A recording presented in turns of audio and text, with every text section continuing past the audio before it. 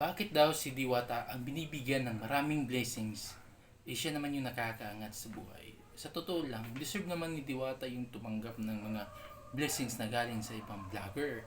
Kagaya ng binigyan siya ni Rosemar ng bahay, 1 million, 5 million. Tapos sasabihin ng iba, bakit si Diwata pa yung bibigyan? May pera naman yan. Kumikita naman yung pares ni Diwata. Bakit yung iba hindi?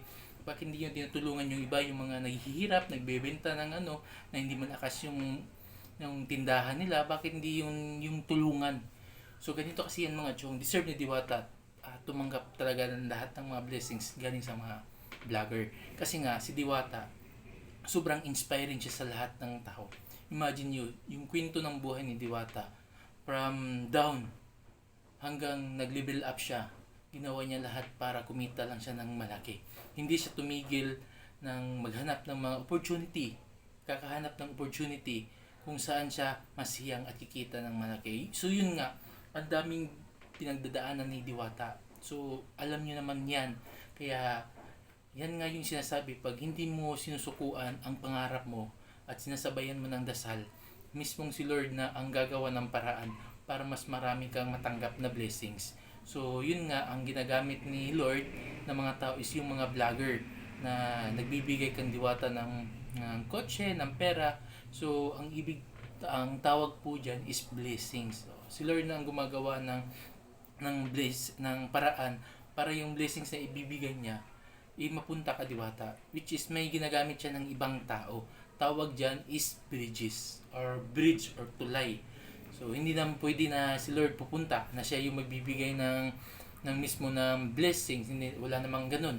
So may gagamiting tao si Lord para magbigay ng blessings sa ibang tao. So sa mga nagsasabi na bakit hindi yung ibang tao ang binibigyan, yung mga naghihirap, so hindi naman natin alam kung ano yung kwento ng buhay nila. So hindi natin pero kung titingnan natin yung reality, maraming ang naghahanap ng pera dyan, pero nakahanap ng malaking kita, sinusugal lang. So hindi ko naman sasabi na ganun sila, pero kadalasan ang mga nangyayari kasi is ganun. Kapag kumikita ng malaki, punta ka sa sugalan, alam mo yun, inuman, pambabae.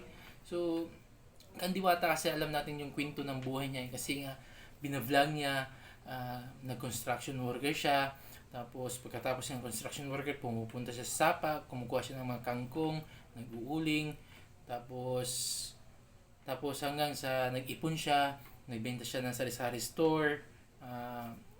Hanggang basta ganun lang, 'di ba? So, wag na natin i-judge si Diwata. Hayaan na lang natin na si Diwata makatanggap ng maraming blessings kasi nga deserve niya naman. So, ganun nga yun guys na kagaya natin, bakit ba natin bumili ng magandang damit? So, deserve ko naman kasi nga nagtatrabaho ako 8 hours a day.